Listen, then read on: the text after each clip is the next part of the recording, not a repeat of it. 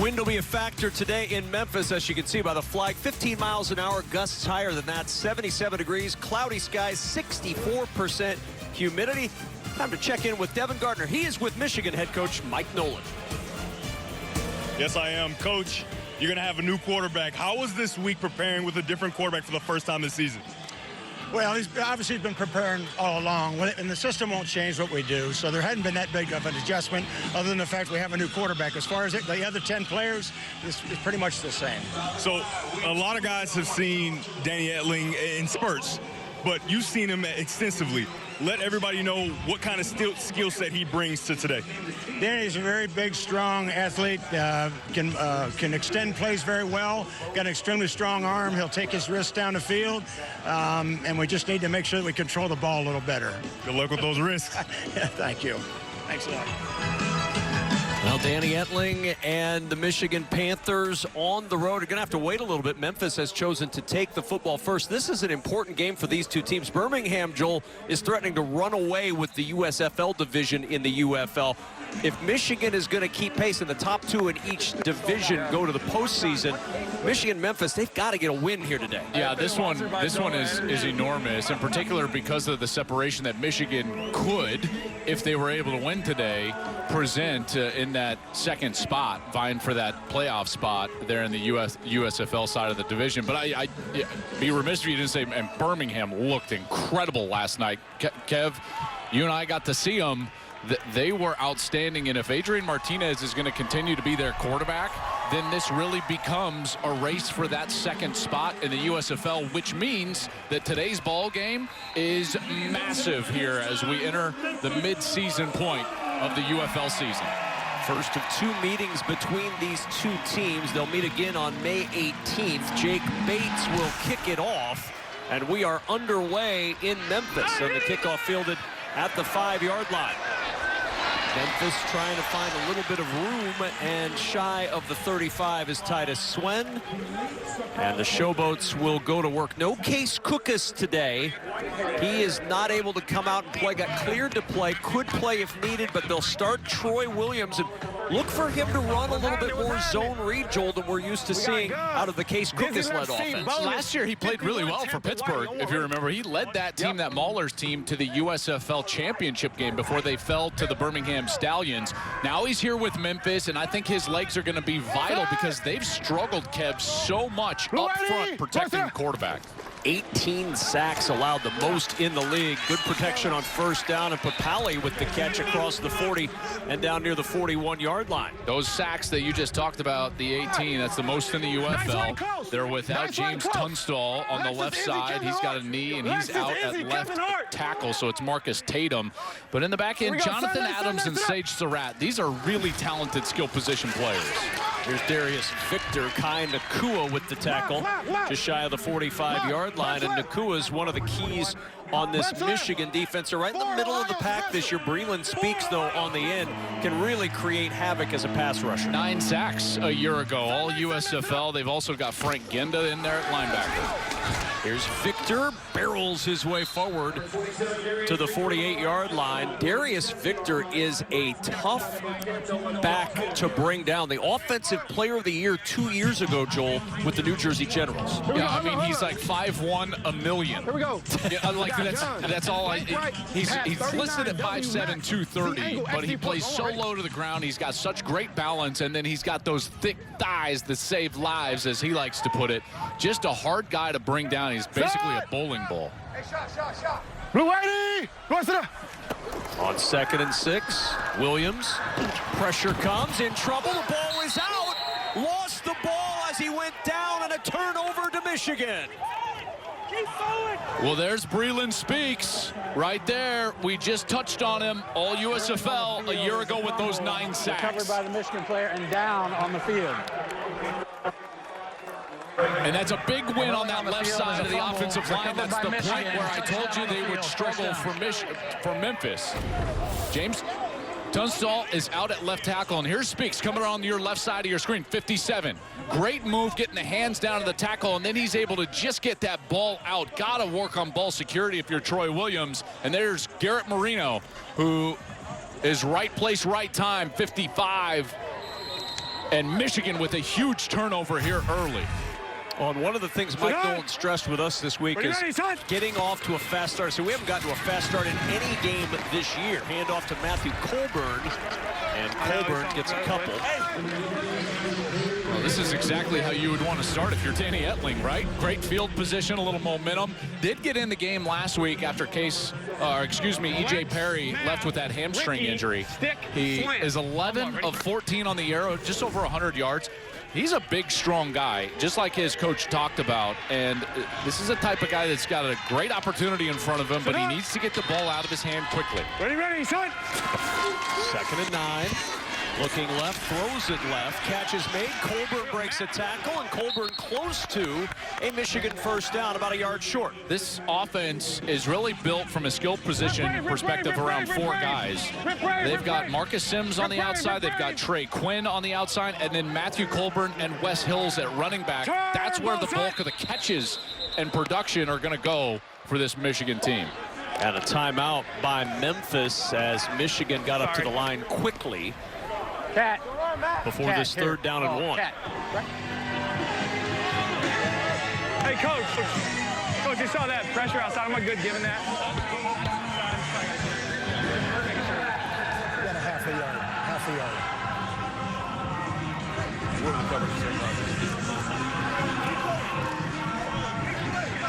Hey, y'all in right now? Big guy? Big down. Second and long, let the dog decide. I don't know yet.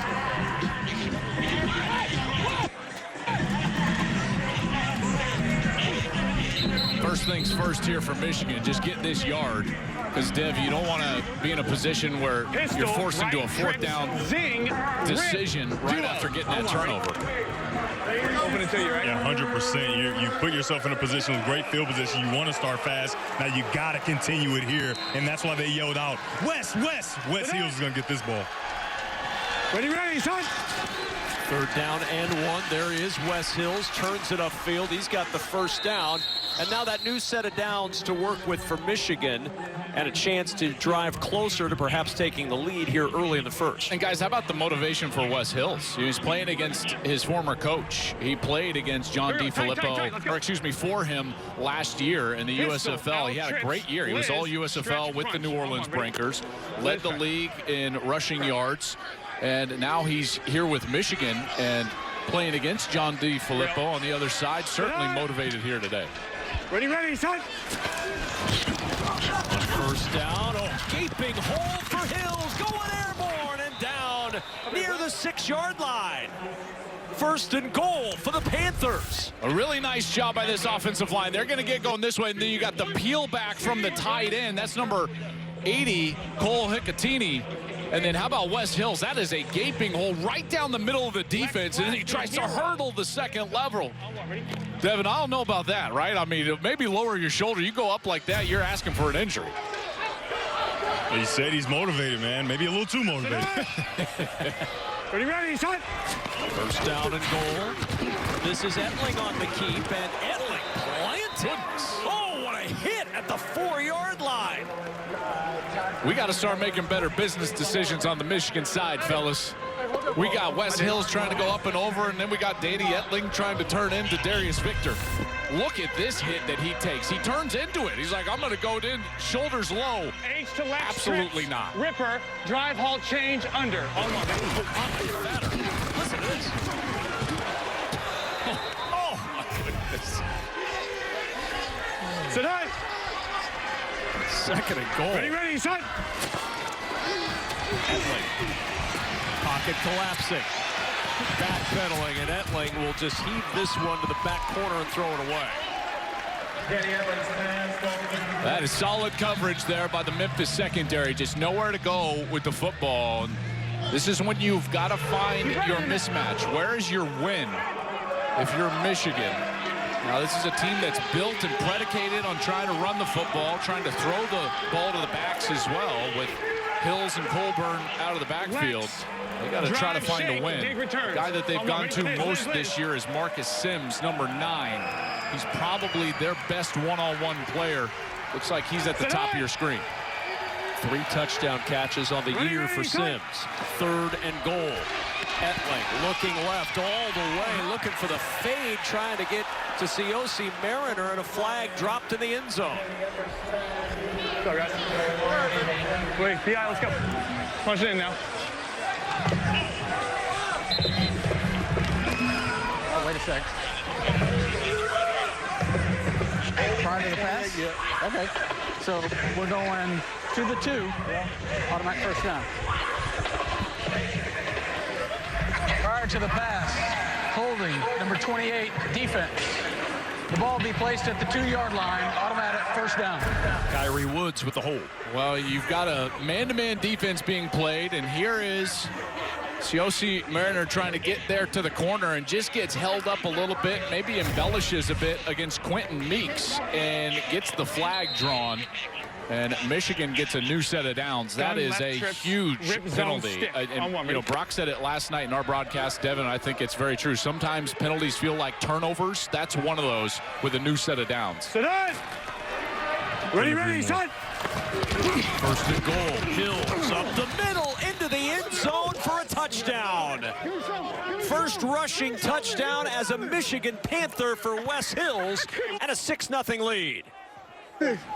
It's 220 Tampa on the first one. Well, how about Jacob Burton, our left guard here? This is what I want to get from my offensive line down on the goal line.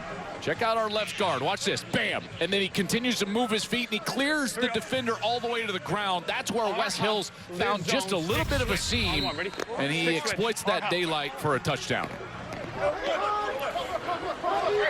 They'll go for 1 from the 2-yard line. 2 for 3 this year on 1-point tries. Etling will keep. Rolls and wide open is Mariner for the extra point, and it's 7-0 Michigan. Great job, guys. Great job. Michigan had 3 points all season in the first quarter, but the fumble by Troy Williams set up the Panthers on the doorstep. A few plays later, Danny Etling with his running back Hills to finish off the drive. Michigan taking advantage of the Troy Williams fumble on the sack from Breland Speaks. They cash in with the touchdown. Titus Swin goes back deep for the Memphis Showboats.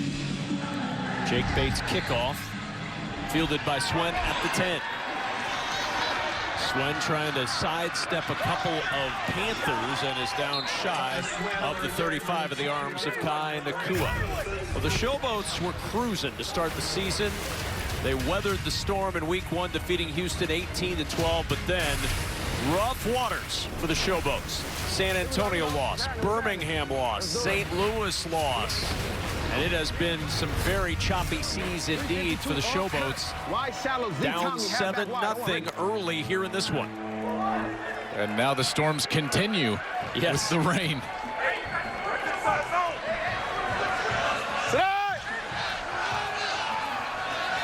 From the 34-yard line. With Davis in motion, he gets the swing pass from Williams. Nowhere to go for Davis. Picks his way forward for maybe 2 to the 36. You know, the frustrating part for Memphis has got to be the fact that they feel, and I would agree, that they have the best skill position assets in the league. Jonathan Adams on the outside. You've got Darius Victor, Sage Surratt, and yet with a combination of decision-making at quarterback and as well as offensive line play, they just have not had the ability to exploit some of those assets. And that's got to be brutal, because I know John DeFilippo, and Devin, you and I were talking about this. He knows what he has out there, and he just doesn't feel like they've had the ability to go out there and really showcase their athletes. Gang right open. I mean, just like the perfect storm, right? You can see the rain. Now it's like the perfect storm where if the quarterback makes the right decision, the offensive line didn't protect. And if they protect, the right decision isn't made, right? These explosive athletes, it's got to be frustrating to not be able to kind of exploit the defenses with them. On 3rd and 6, Williams hit as he throws, but he fires a strike, and that'll be a first down. Good catch through contact by Vinny Papali, and Memphis keeps the drive going. Yeah, that's a really nice job. He had to reach back to that back shoulder. Here, watch as Williams has to scoot up in the pocket. Look at Papelli, adjusts beautifully and then holds on because he knows that that ball is going right back into his zone where Kai Nakua, number 21, can try to punch that out.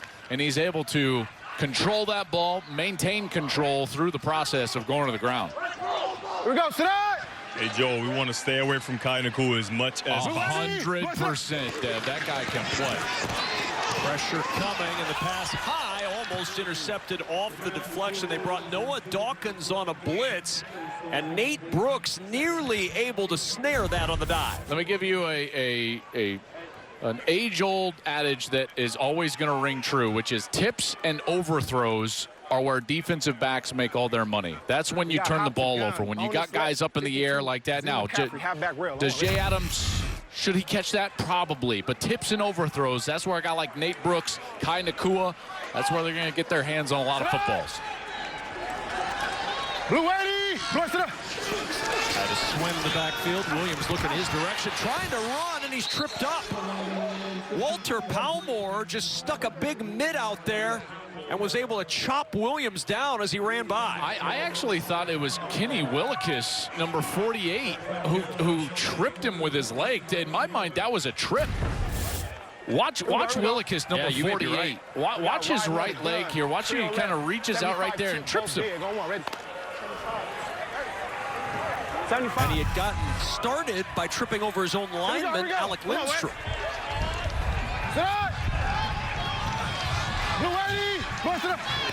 Third and 14, they'll bring pressure. It's picked up. Williams throws incomplete.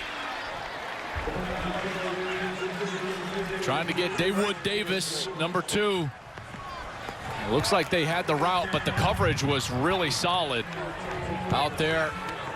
The back end, Noah Dawkins out there for Michigan. And this Memphis team just went backwards after the nice completion to start the series. And as the rain continues to fall in Memphis, Matthew White will punt it away.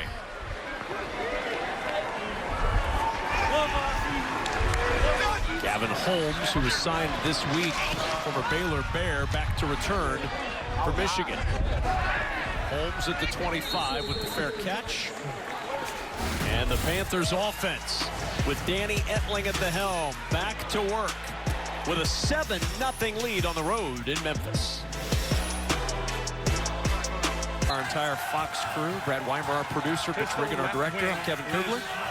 7-0 advantage with Michigan starting a little bit worse off than they were the last time. They got a strip sack and started on the Showboats side of midfield, punched it in several plays later, now from their 25 on first down.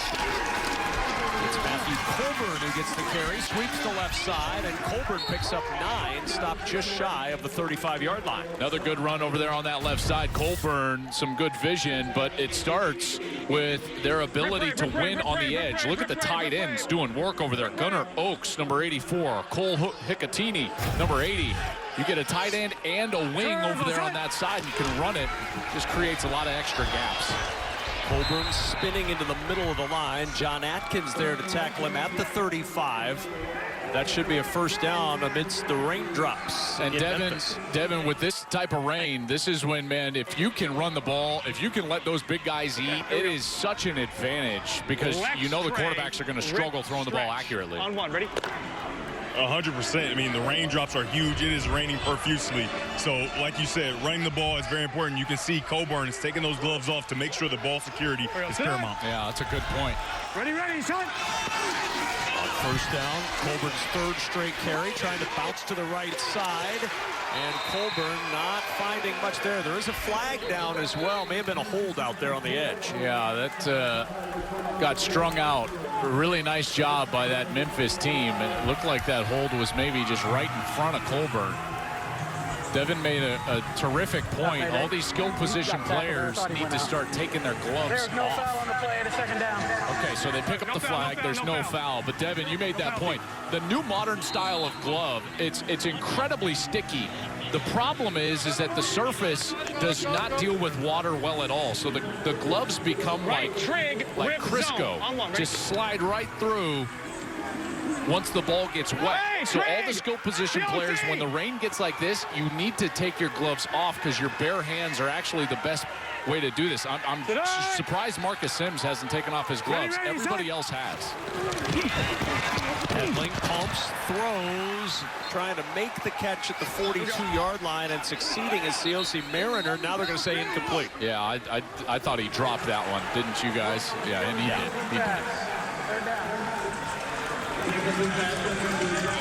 Yeah, Joe, and in rain like this, ball placement is so important too, right? Because some of those acrobatic, low, high, outside the body, outside the frame catches just aren't going to happen without you having, you know, the gloves and not having those wet hands.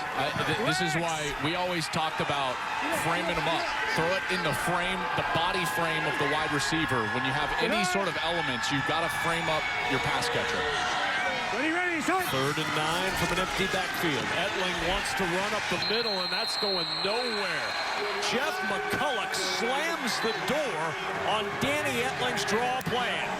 I really love this defense. They invited the quarterback draw. Look, there's nobody there, but then here's the problem. You're going to get a looper because you know that you're inviting the quarterback draw. He's there for the QB. The safety's also coming down. A nice defensive play call there from Carnell Lake, the coordinator on the Memphis side, inviting something from Michigan and then slamming the door shut with that stunt.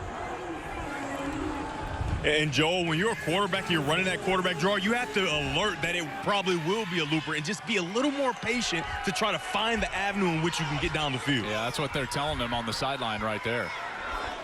But when you're not normally a runner, like Danny Edling is not used to running. I wasn't used to running. Like, you don't realize that. So, here we go. It's a fake.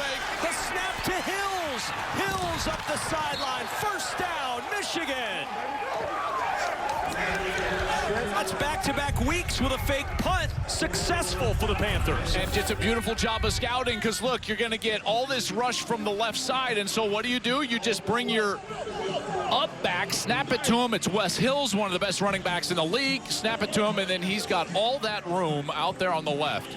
Last week, they did the exact same thing. You got to wonder to yourself, like, what is Memphis watching? It's the exact same fake. You should never get beat by the exact same fake. That's all they should have worked on all week in special teams practice.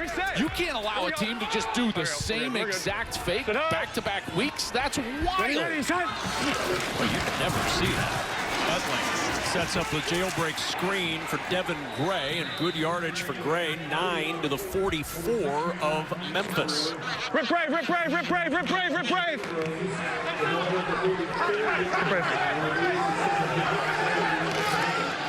Turn, side. 2nd and 1.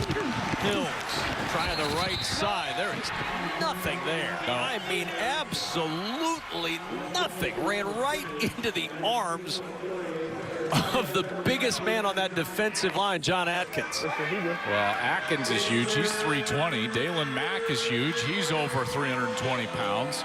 I mean, they got some big boys up front. Make it very difficult to run the ball right downhill. Zone stick. All up, ready? Hey, Joel, when Wes Hills is in the game, they get really heavy inside, and the edges are extremely soft. Edling on the edge is a viable option. Yeah, that's why they should run to the tight end side over here. They should go left. They go left, and they throw to the tight end. Gunnar Oaks hit hard after the catch, but it's a 1st down for the Panthers. They saw that, Devin, exactly what you're talking about. Here's this downhill play from the linebacker. So what do? They get a little bit of a fake, and then you can just hook up the tight end in that vacant area. First the play fake there, and Edling does a nice job with the ball handling. He can take it outside, a bit of an RPO, and there's Oaks for an easy conversion. 10th play of the Joel, drive, kept alive by that fake punt.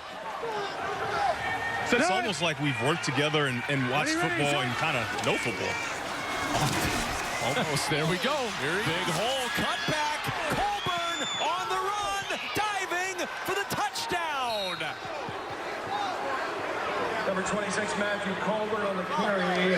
Tackled at the 1-yard line. Oh, they're going to say he's down at the 1. I tell you what, Jarrett Horst, the left tackle, is just a war daddy of a block on the left side. Watch Horst. If you're trying to run a gap scheme over to that side and you're trying to pull an extra guard, you've got to have a guy that in a head-up situation can win, and he did that. He won in a big way.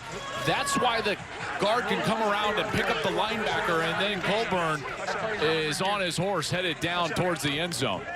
They're reviewing this. Did he get over the goal line? I didn't think he was either. Up all the way. Yeah, here. he's up all the way because nothing hits and in the field of play. Right.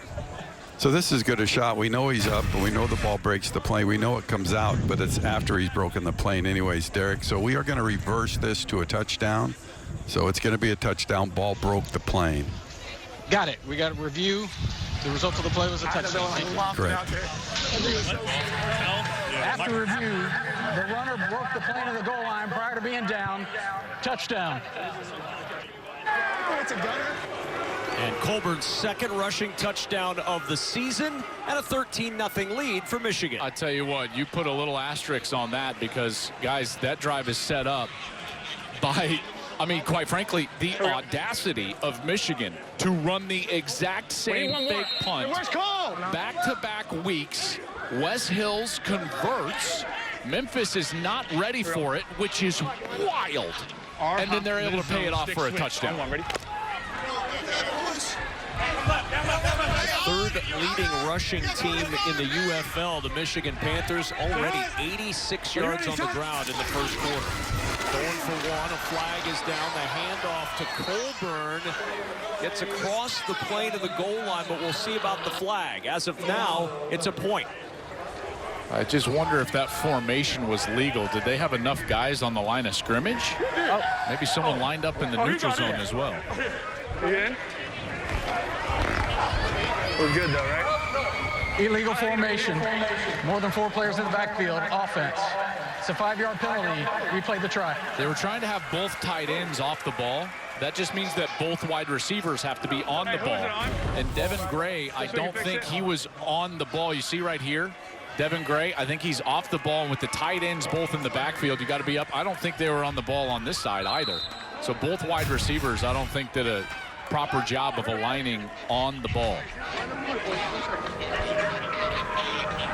So now they go for one from the 7-yard line. Once you've committed, you can't change what you're going to do.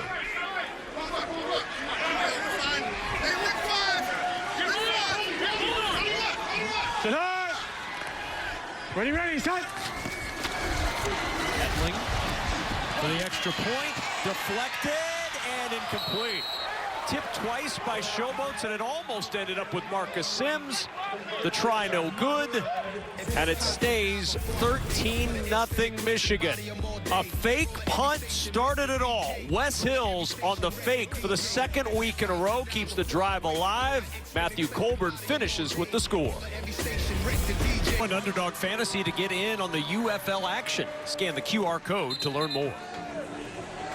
Get into a little hardcore football, Joel. Yeah, the offensive line for Michigan has been so good. Watch as they are just winning at the point of attack. All 4 guys up front, moving defensive front. Wes Hills picks the gap, and then he's down the field. And in order to pay that off again on that left side, great job by Jacob Burton, Jarrett Horst, winning up front, driving them down to the line of scrimmage. And then here again, Jarrett Horst, the left tackle. That block is so difficult. It allows the pullers to come across, get up to the linebackers, and Colburn finds that hole and runs for a touchdown. This Michigan O-line has been outstanding. 12 rushes so far today. 86 yards for over 7 a carry here in the first quarter. They have been completely dominant up front. And the kickoff. Looking for the left side is Titus Swen. Got a block across the 40, and Swen stopped just shy of midfield as quarter number 1 comes to a close. The raindrops came through that first quarter, but it didn't faze Michigan. 13-0 at the end of 1 on the road. Bit frustrated, the Showboats have been stuck in dry dock for the first quarter of this one. Just 16 total yards. 112 yards for the Michigan Panthers in that first quarter in a 13-0 lead, but the rain has stopped. The sun starting to come back out. Already was a 64% humidity. That will, I'm guessing, rise with that rain that came through. Well, I would suggest that Memphis stops walking in Memphis and starts running in Memphis very quickly. Get back into this game. From the 48, their best starting field position of the afternoon. Darius Victor will lose yardage on first down.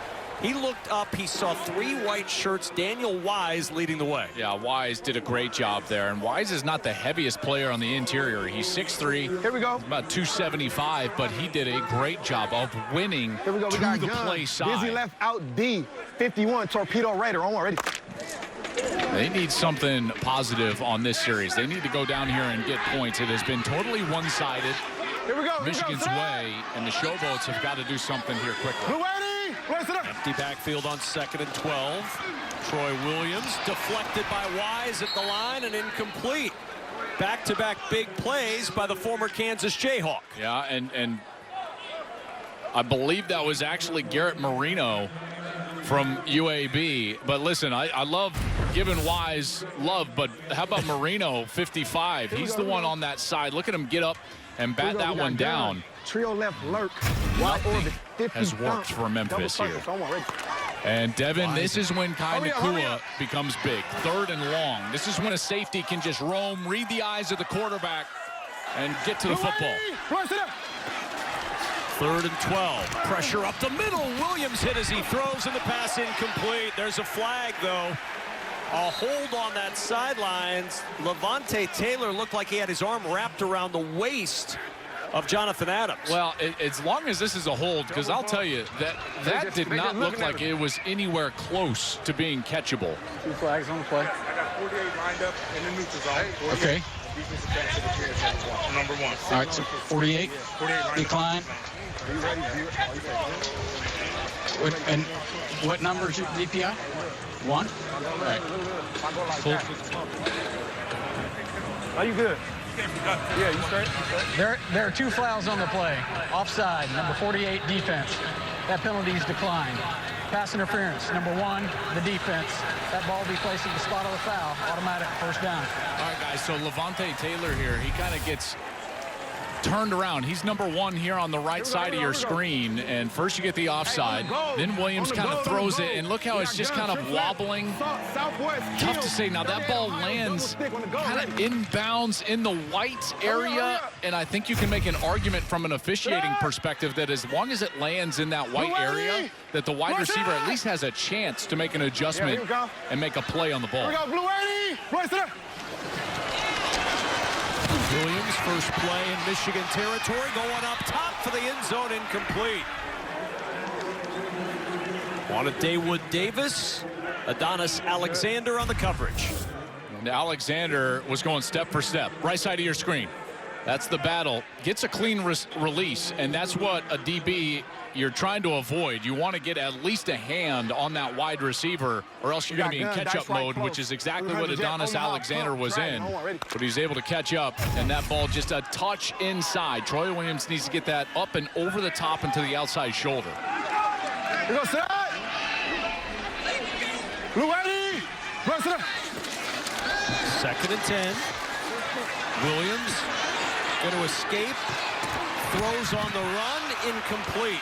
He had some room to run to that left side, instead tried to get it to DeAndre Overton, and it's 3rd and 10. When he first broke contain, I think you were right. The only defender that was in front of him was Breland Speaks, number 57, but because Speaks was having to spin back to his right side, I thought Williams had some room there to pick up positive yardage. It would have made this 3rd down a lot more manageable, but with the incompletion, you've got 3rd and 10.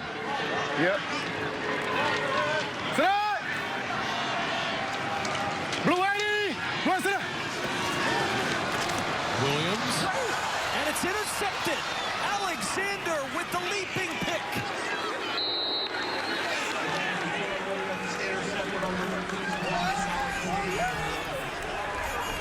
Looks like they were trying to go to DeAndre Overton, and I've got to wonder if that ball is maybe just still a little bit wet from the rain earlier today, because this is way over his head.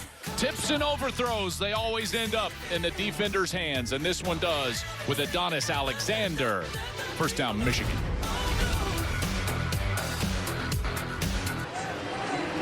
Yeah, the guys in the booth were up there talking about maybe the ball is just a little bit wet, overthrown, but it stuck to your hands like it was nothing.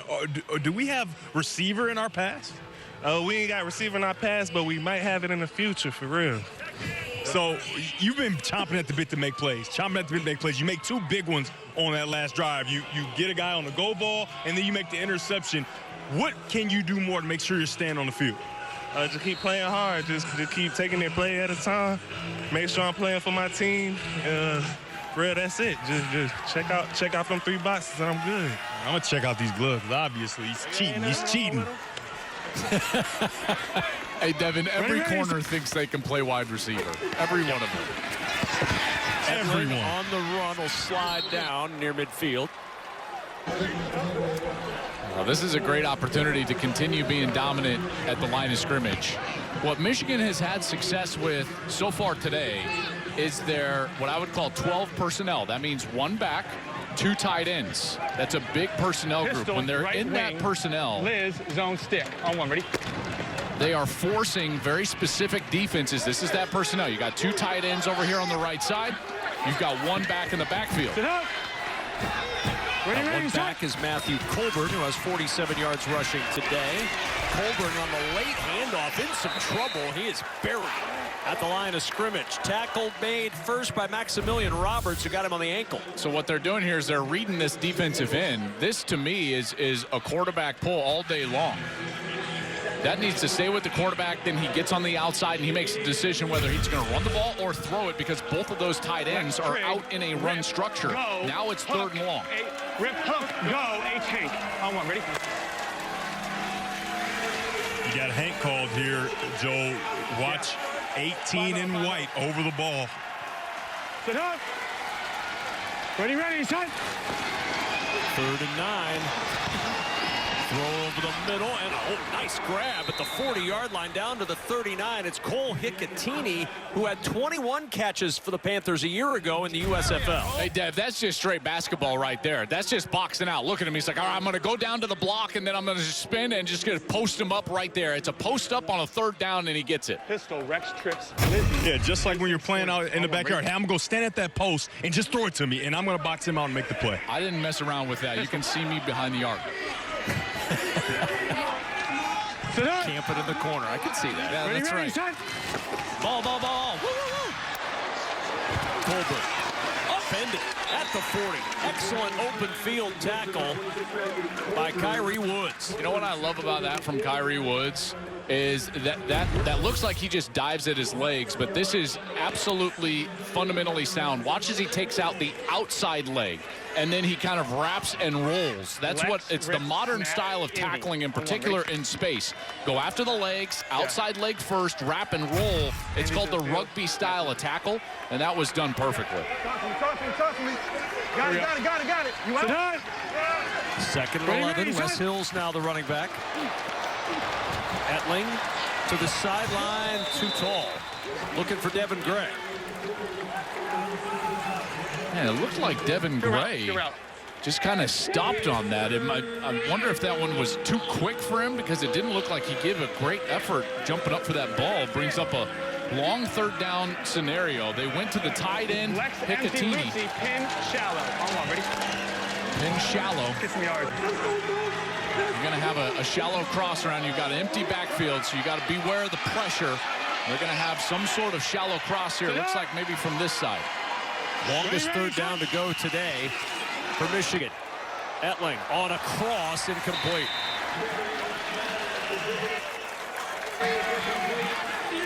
All right, so that shallow was coming from that right side of the offense. It is there because look at the blitz here coming from this left side of the defense. He's got the shallow cross. If this hits the frame of the receiver, he's still running. Man behind it, nobody out in front of that shallow cross, and just missed it. 58-yard try for Jake Bates. This is nothing for a guy who hit from 64 in his first kick. From 58. The kick for Bates is wide right. His first miss of the season after a 6-for-6 start. I knew it. I had all these notes ready for the kicker. Every time I prepare for a kicker, what does he do? Misses it. Back in Memphis, the Michigan Panthers defense doing work early, Joel. Pass rush, pass rush, pass rush. Breland speaks right off the gate. This defensive line has done a really nice job, and they came into today as the last-ranked team in the UFL in terms of sacks. Well, they're getting the job done. They're doing a great job, and that pressure has led to tips and overthrows, and then they've been able to capitalize and get those turnovers. They've got a fake punt that they were able to stay on the field with their offense. They've run the ball very well, and here they are. Not great field position to put your defense in, but they've been very good so far. Second straight Memphis drive starting at their own 48-yard line, and the handoff up the middle to Darius Victor picks up 4. And if you're Memphis, you just have to start making an adjustment. You know, what their game plan was in the first quarter, it just wasn't working, and so they've got to try to soften up the defense somehow. We got gun, Jen left, 34 Charlie, Z Tommy, on one, ready. What you saw was in between the tackle run game and drop back pass game in the first quarter. That wasn't working. You need to start getting the quarterback on the move, some RPO game a little bit, and try to put this defense in conflict. Second and 6, it's Victor again, upended at the 46. 2 more for Darius Victor. And now third down for Memphis. They really need a third down conversion here. Just 1 for 3 today. Yeah, they sure do. And this is when the defensive line has really shown up. We got gun, trips left, wide orbit, 2 jet salsa, Buccaneer, X saddle, half back slow, already. Yeah.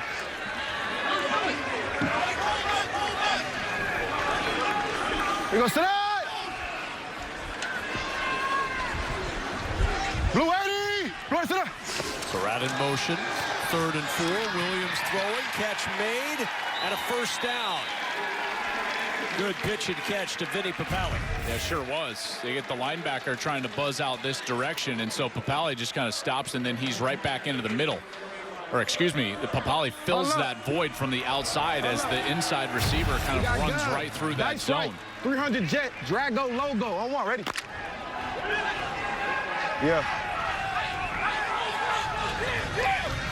Those sound like double moves to me, Devin. Drago logo. It's like a drag with a go. There's the pump. Williams pressure comes and down he goes. Kenny Willicus, 2nd sack of the year. They try to get the double move here, and you're trying to get on the top side of the defense, and so you're going to see the pump from the quarterback right there, but then the ball has got to get out. You can't hold it on the second hitch after giving a pump fake. Kenny Willicus, he wins. This is a guy that had a ton of production in his college career at Michigan State. Was in the NFL with Minnesota the last couple of years, 2020 through 22. He was a first-team All-Big Ten guy. School record 51 career tackles for loss. Williams hit as he throws, but open on the sideline. He finds Sage Surratt in the first down for Memphis. Looks like they had a little bit of a miscommunication out of the coverage. You've got 2 players that are going to buzz outside, which is allowing Surratt to just get to the corner right here. Look at Kai Nakua. He buzzes outside. Williams reads it beautifully, and there's Surratt. That's a guy they've got to target. Devin, he's one of those tight ends that you got to get 4, 5, maybe 6 targets a half, and that was his first one so far. Yeah, that's a really nice job of him getting in between the defenders, and a nice throw by Williams. 27-yard pickup to the 17-yard line. Victor tries the right side, gets a yard to the 16. Hey, Devin, are you surprised that they haven't tried to get Troy Williams out on the edge a little bit more? And I'm not saying just as a runner. I'm talking about those natural half rolls and bootlegs to try to get the quarterback a different throw spot. I definitely am, just because we've seen him in years past. That's his skill set. He has an ability not only to create with his legs and run down the field with his legs, but like you said, just get on the edge and put a little bit more pressure on the defense, because remember, when you get on the edge, you're a threat as a runner, and they have to make a choice. Second and 9. Williams. Target on the right side is David Davis. The ball is stripped out and recovered by Michigan. Noah Dawkins up the sideline. On the run. Williams the last man to get him, and he trips him up inside the 10. The third Memphis turnover of the first half. John DeFilippo is furious on the sideline. That's their best offensive series that they've had so far today. David Davis over here, number 2. First down. He runs a great route. He sits right in that little zone hole, and then right here he starts to run. Oh, yeah, absolutely. He has control. He's running. That ball is tucked away, and it's knocked out by Levante Taylor. There it gets poked out. Beautifully picked up. Noah Dawkins down the sideline. Just couldn't quite get into that end zone. But Michigan set up with another 1st and goal inside the 10. Okay. We are good. We have the fumble. We have the recovery by the defense, and we do not have him out of bounds. So he gets the full return. Good to go. Ruling on the field is confirmed. First down, Michigan. 80-yard return by Dawkins. Troy Williams saves the touchdown for the moment, but it's 1st and goal for the Panthers. So we've had 2 turnovers from Memphis today, right when they're getting into that scoring territory. An interception, now a fumble. Hand off to Wes Hills, and Hills fights down to the 2 where it's 2nd and goal. And guys, we also had the fake punt, which keeps Michigan on the field. Like these are giant plays in this game. We had the pass interference earlier, if I'm not mistaken, that gave them the first down at the 1. Like there's your 4 snaps that changed the entire complex of this game.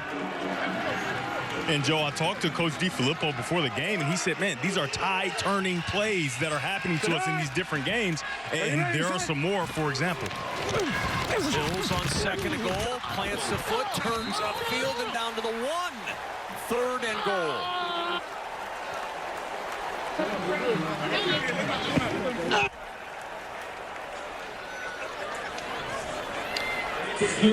Joe, a little more on our conversation. He said you don't lose or win games on these individual plays. However, it does change the complexion of these different games that they're in if you allow guys to have huge splash plays like the fake punt, like the fumble on your best drive of the day. Yeah, I would argue that they do lose games. You know, like those are the game.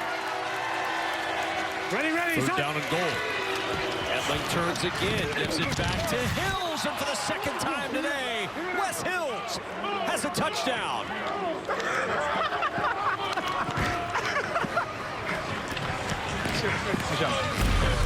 You got 2 tight ends on this side, and they motioned in the wide receiver. Look at all those extra gaps on the right side, and they just give the ball to Wes Hills, and you've got to make sure that your skill position guys can sit in there and block, and that's exactly what happens down near the goal line, and Wes Hills is in the end zone again.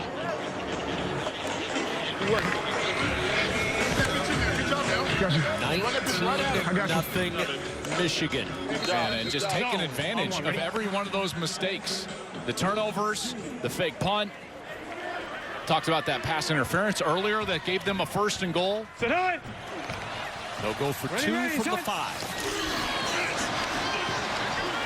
Colburn the carry, and he is stopped short of the goal line. The try, no good, but the Panthers in control nonetheless.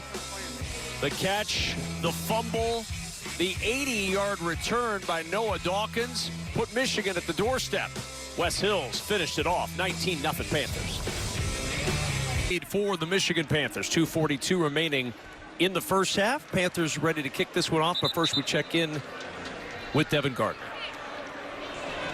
Yes, I'm down on the field with Mr. and Mrs. Milligan, who met in the Army. Tell the people at home what you guys do in the Army. Okay, we both are assigned to the Tennessee Army National Guard Recruiting and Retention Battalion. And we originally met in our RSP program when we joined. So, you know, we've had the opportunity to, you know, do great things from Afghanistan to serving our local community and our nation as a whole. Amazing. Why did you guys answer the call to serve? Well, for me, it was more so looking for that sense of direction and purpose. So the Tennessee Army National Guard provided that. And I was young, you know, I really didn't have much to look forward to, so the Army gave me the direction I needed. And the misses? Okay, it gave me a chance to better my life in a positive way and also pay for college. So that was the number one thing for me coming out of high school, getting college. I think it bettered his life, obviously. Back to you guys. Nicely done, Dev. Good touch right there. Well done. So now with 2:34 to go in this first half, Memphis 2 timeouts left. Down 19 to nothing. And remember, Memphis took the football to start this ball game, which is rare. We usually see the defer when the home team has the choice. They absolutely have to put points on the board here. Not only that, but I would argue that they need to milk the clock to do it. You know, we're going to get a stoppage at the 2-minute warning. You don't want to score too quick because that would allow Michigan to double up as well because they're getting that ball to start the second half. You want to score with almost no time here. And a tough window to throw into from Wes Saxton.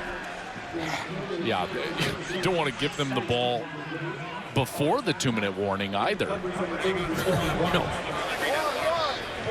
But remember, the clock starts outside of the 2-minute mark. We got gun, trips left, 34, Charlie half. Reed, F-Bucks, on ready. Even on incompletions out of bounds until that ball is ready for play. So we will get to the 2-minute warning before Michigan touches the ball. Rest it up. 2nd and 10. Give up the middle to Darius Victor. Breland Speaks with the tackle just shy of the 40-yard line. And that takes us to the 2-minute warning. It's been a rough first half for the Memphis Showboats. That Michigan defense has been stout. 13 points off turnovers.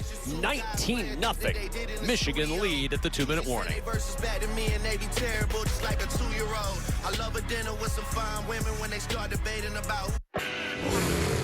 When choosing between style, comfort, and performance, we chose all of the above. How we get there matters. Get exceptional offers at your local Audi dealer. Around here, we know how to have some fun. That's why Ford has a full line of SUVs designed to help you get the most out of every moment. Bring the whole crew. Michigan has been able to get home with 4, at most 5 in the rush, and those defensive backs, they have been excellent in coverage all day long. There's just nowhere to go on that straight drop back pass from Memphis. Gavin Holmes, the deep man, as Matthew White will punt it away. Michigan with all 3 of their timeouts. Holmes with some speed to the edge and out of bounds at the 44. There is a flag down during the return.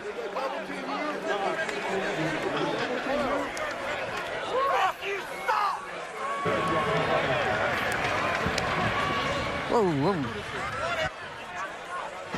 Sure you won it by the kicking team? 17 of the kicking team. Was it during the kick or the return? During the return. Just trying to get to the runner? You like just that? Stuff him in the back. What do you pick it up. Let me know what you have, please. Yeah. Jake's got a block in the back on the kicking team, but he's not loving it. But is it during the return? During the return. Yeah, during the return. Okay, so it's not a foul if it's during the return. Yep. We'll pick it up. Yeah. Wes Saxton. There is no foul on the play. Timeout on the field. You cannot have a block in the back on the kicking team during the return. So that flag is picked up. First down, Michigan. All right. Coming up on the Progressive Halftime Report, we'll go inside the locker rooms, take a look around the UFL, and some highlights from the first half coming up on the Progressive Halftime Report. And unfortunately for the Memphis Showboats, those highlights are going to be Michigan-centered in a 19-0 Michigan lead, and they've got a chance to have another highlight on the board. 3 timeouts and 1:38 to work with as Matthew Colburn gets the carry on first down. Look at that churn pushing all the way to the 49-yard line. This is an important section of the game. The middle 8. Last 4 minutes of the first half. First 4 minutes of the second. They're up 19-0. You've got to understand when the moment is where you can basically put the game away. This is that moment for Michigan. They need to be aggressive. They need to use the clock to the best of their ability. Remember, it stops after first downs. They go down and get a score here and can score in the second half. And that's a deficit that's going to be really difficult for Memphis to make up. Etling to the air. Sliding grab made by Cioce Mariner inside the 40-yard line. And it'll be first down and 10 for the Panthers. Well, after that completion, we might be looking at a first half over here. I believe the first half over-under was 19. Dagger, box, on one, ready? First and 10, and got a whistle and a timeout used by Memphis. Timeout, Memphis. This is their second of the half. This is a 30-second timeout. You know, Hey, Cioce, nice catch. Please put 50 seconds on the game clock. Hey, can you tell them this thing huddle or not? Danny Etling's first competitive start since the bowl game in his final appearance for LSU against Notre Dame in 2018. He made some plays in preseason activity in the NFL. But he was excited. He said, my wife Kendall is fired up. She's not gotten a chance to see me start a game. And he said, Joel, his dad Joe has never missed a game since he's been in shoulder pads. He goes, he's very proud of that. So feel free to mention that Joe has never missed a game that Danny's been in shoulder pads. well, so he's here, and he's watching his son play really well. Again, this is you got to have that eye of the tiger. This is the moment where you got to go down and get a touchdown. Etling surveys the field, has an open man, and it's incomplete. Oh, my goodness. A flag comes in as Mariner got popped diving for that pass. Well, there's going to be a defenseless player here. You know, and so if you go in to the helmet of a defensive player, if you go in and contact that helmet in a forcible way. No. Oh, no. Oh, no. No way. No way. 24. Looking at it. No way. I am looking at it.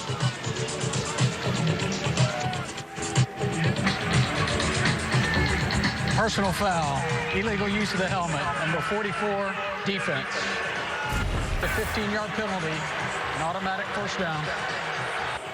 Etling stares him down, kind of drags the safety, Jure Elder, right in there, and Mariner's going to get defenseless protection there, and there you see the contact up high. That'll be an interesting call.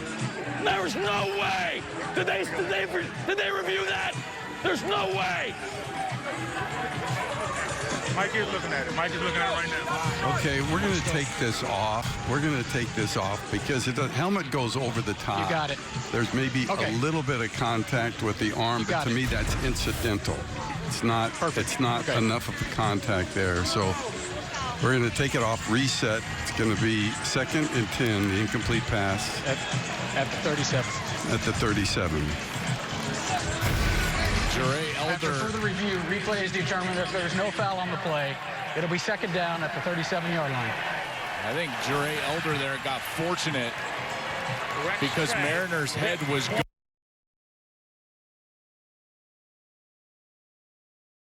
Get that helmet-to-helmet contact. So 2nd and 10. You heard John DeFilippo argued vociferously. His argument was won. Etling under pressure, and he is dropped at the 45-yard line. His lineman got driven into him by Jordan Ferguson. Yeah, that's a really good rush. You talk about energy and power coming from that defensive line.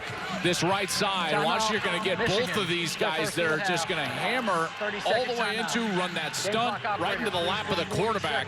On the clock. And they get to him.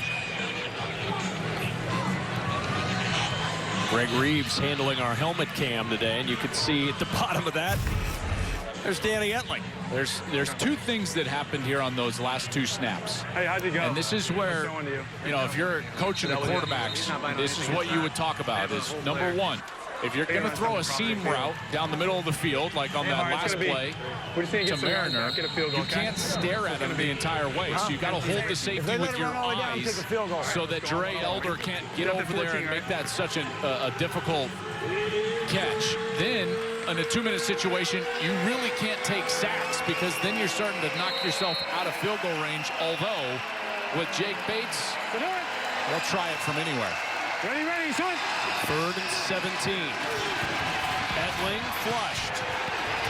Heaves it downfield. Got a man on the sideline, and it is incomplete. his hands. Marcus Sims nearly with an acrobatic touchdown. And that would have been another one for the highlight reel. Sims has been incredible all year. He's got 3 touchdowns this year. All of them have been from over 40 yards. He gets the double move right there. In the scramble rules, he goes deep.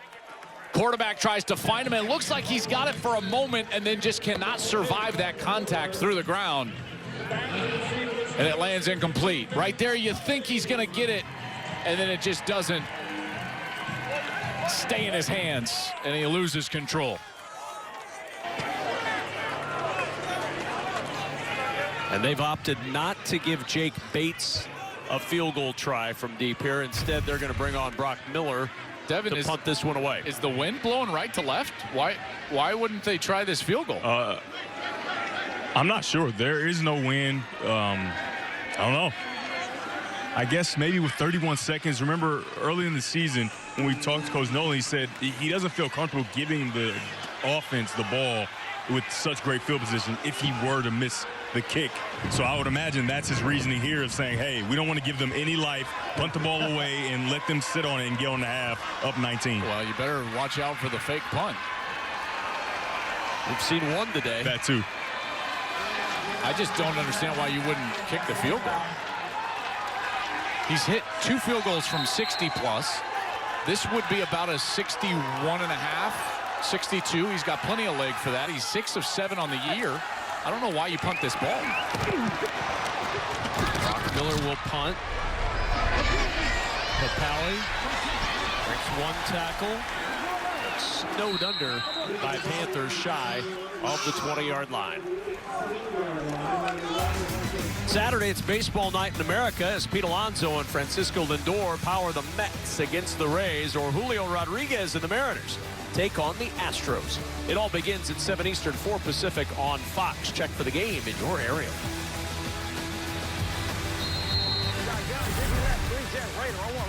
So the Showboats with 1 timeout left. First time they've started inside their own 30. This is from the 18.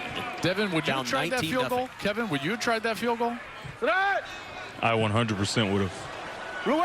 I would have as well, especially the way your defense has played today.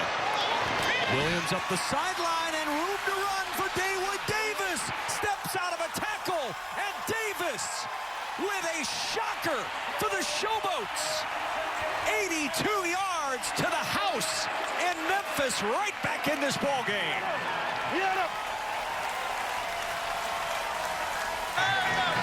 11 lead. Hey! The longest play of the year in the entire league right here. This is crazy. I mean, listen, as a corner, if you don't have deep responsibility, you have got to get a better jam on the wide receiver. Davis gets a clean release onto the outside, and because of that, the safety, Kainakua, couldn't get over the top. He's late getting over the top, and it's a touchdown from Memphis. That cannot happen to you as a defense with 20 seconds to go. Deeper than the deepest, wider than the widest. And Joel, not only that, if you're a corner and you're playing cover 2, don't cover green grass, right? Just continue to sink and close that window. There's 20 seconds.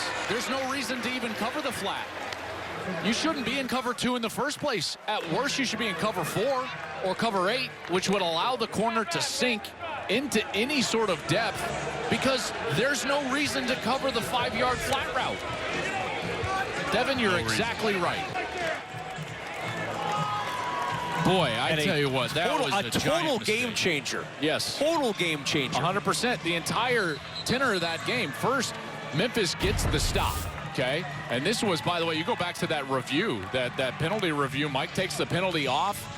You take a look at that coverage, you've got a seam right down the middle, and the corner doesn't sink. And there's nobody out there. There is no one. Keith Gibson was covering the lines, covering the hash marks, and it's a touchdown for Memphis. The situational awareness there has got to be better, but credit Memphis there.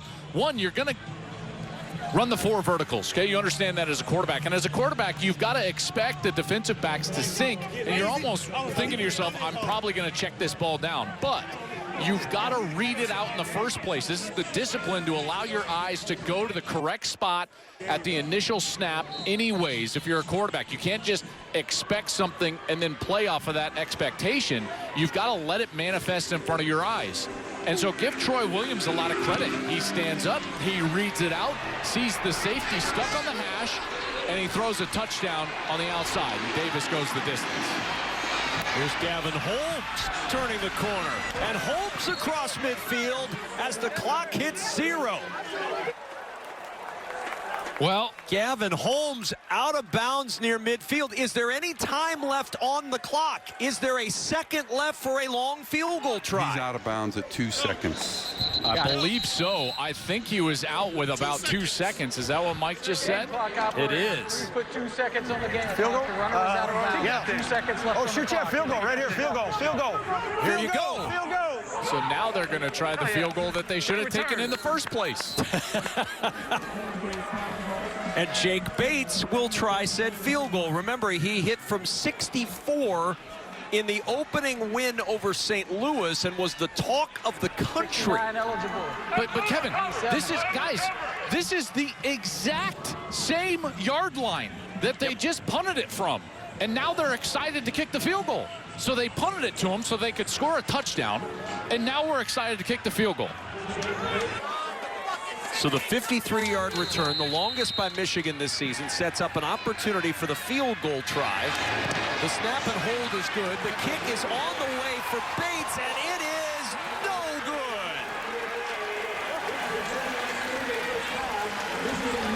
Just missed it to the right. Heck of a rush by that Memphis team.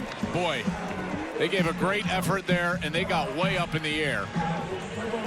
So the 62-yard miss ends the first half. Time for today's big move, brought to you by Pods. And how could you choose anything other than the biggest play in UFL history?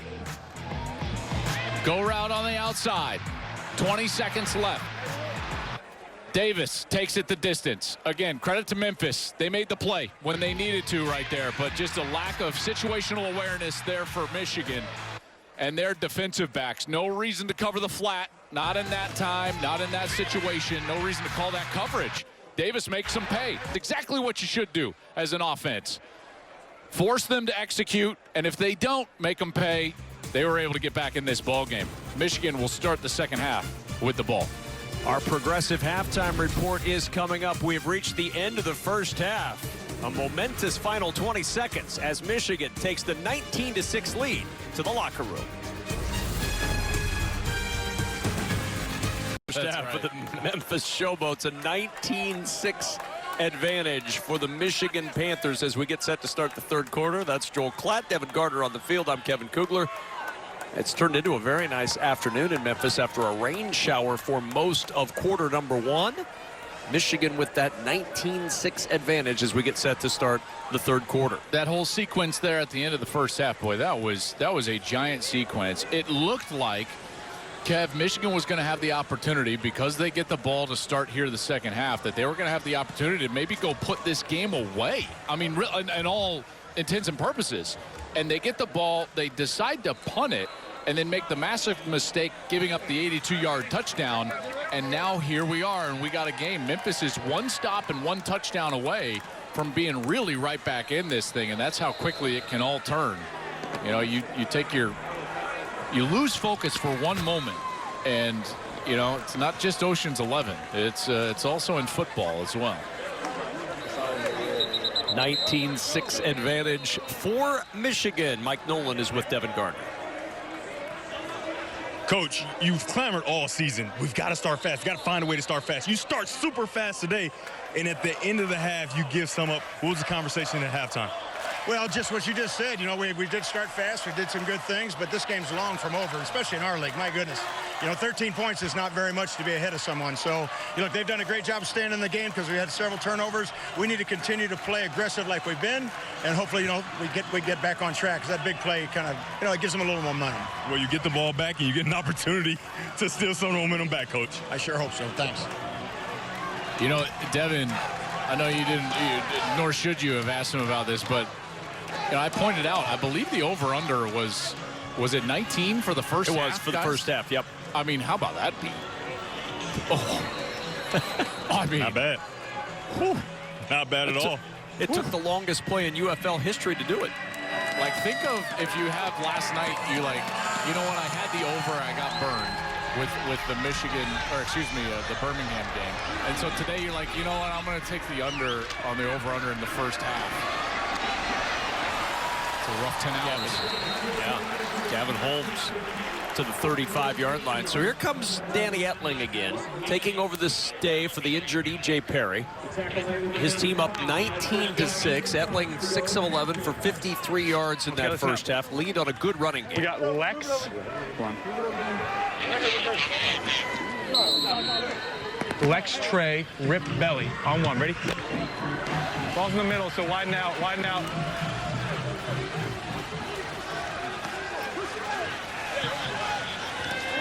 Sit up. Ready, son. First down, the handoff up the belly to Matthew Colburn and down to the 39. Got to get back to that run game. You mentioned it, Kev. That's where they were dominant in the first half. They've run the ball for almost 100 yards so far. Now with that carry, over 100, over 5 yards a carry, and the offensive line has really been the most dominant. Trig, rip zone on one. Ready? Most dominant part of their team so far. Best to just let them get out there and get that rhythm established up front. Sit up. Ready, son. 2nd and 6. Oh, almost popped it. Colbert knew it. He was one shoelace away from a big gain. So what's happening here, they're calling run plays, but all of these have little checks associated with them. And you see right there, you get the close down of the defensive end. That's because there's a bit of a read right there. And Reeves is trying to close in and get him tackled before he can get up the middle of the field. But if there's two safeties back, guys, they're going to hand the ball off on those calls. And here on short yardage, they've got an opportunity to try to convert. 4 for 7 today on 3rd down. Etling on 3rd and 2, fires a strike. It is caught. It's a first down. Mariner with his 2nd catch of the afternoon. Here we go. Hey, listen up. Left trig, Liz gut, boot right, climb gas flood. On one, ready? Yes. Yeah. Don't you love the climb gas flood? I'll reserve my judgment on that until I see how it works. Here we got a boot right, so here comes the quarterback.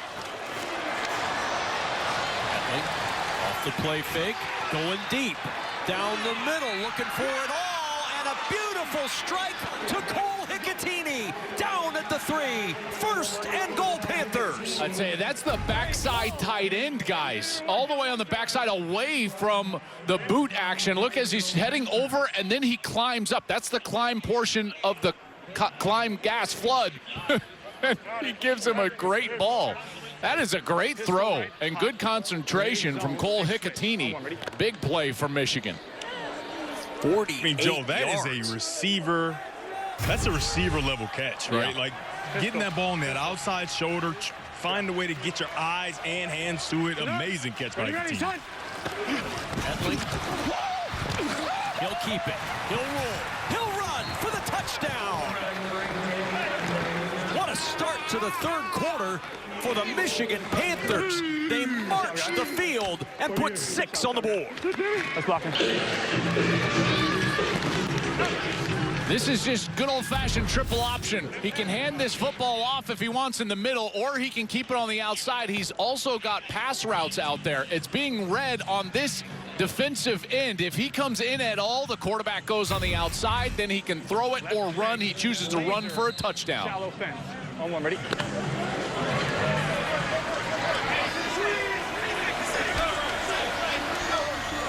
Going for 1 from the 2. Ready, son.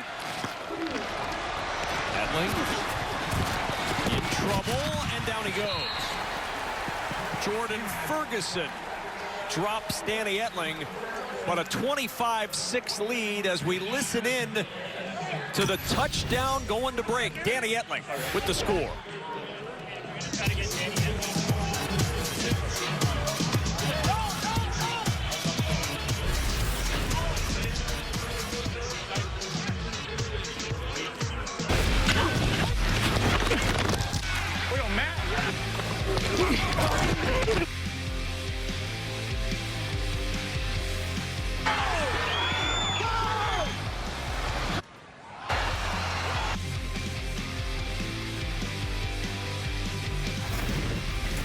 Today's game flow brought to you by Progressive, and it's flowing Michigan's way right now. A 25-6 lead, all smiles for Danny Etling on the sidelines. Taking over for the injured E.J. Perry today, and Etling has performed well. 107 yards passing, generated 208 yards of total offense today. Titus Swen and Memphis with a flag down. Swen up the sideline, and Swen out of bounds across the 45-yard line, but we'll see about this flag during the return. Offside on the kicking team. Number 1 was offside on the kicking team. Number 1 offside, so we're adding 1 offside, so we're adding 5. Where are we? At the 42. They want to tack it on from here. All right. offside. Kicking team, number 1. 5 yards added to the end of the return. First down. Let's go downstairs to Devin Gardner. Danny, ended the half not the way the team wanted to end it. You get a chance in the second half, and we were just kind of laughing on the side about the catch that Hicatini makes. But the trust you have to throw it up like a receiver and allow him to run and get it. Talk about what you saw on that boot flood. Yeah, we had a little climb gas on the backside for Cole. We put that in late in the week.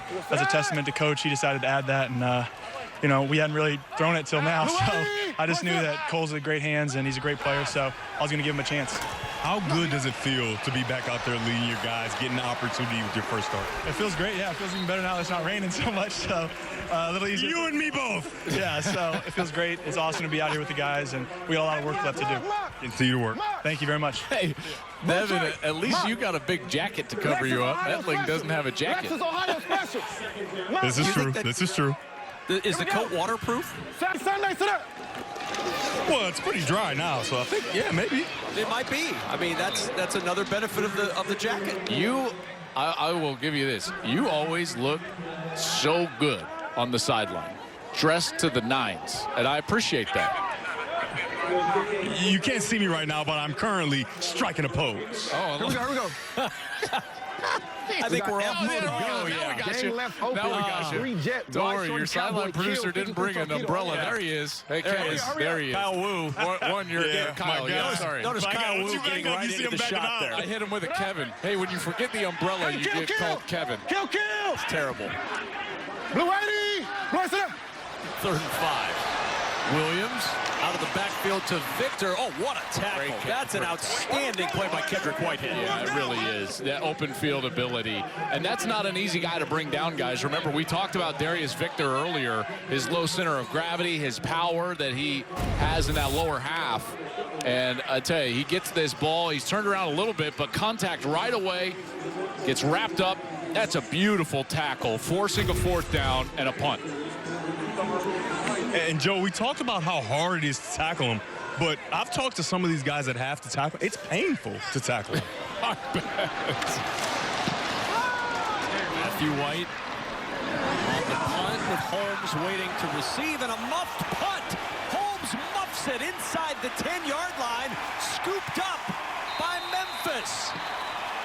J.J. Wilson ends up with the muffed punt.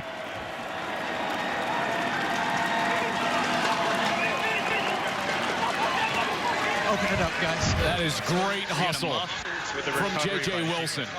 By the kicking team. Down at the 7-yard. Down. Yeah, we're down. Oh, yeah. Wilson's definitely going to be down if, in fact, he's the one that recovers this. Recovered by the kicking team. First down, Memphis. There's the muff punt, and then I don't think that there's ever control of the ball. We're going to hold this just to take another look, Derek. You got it.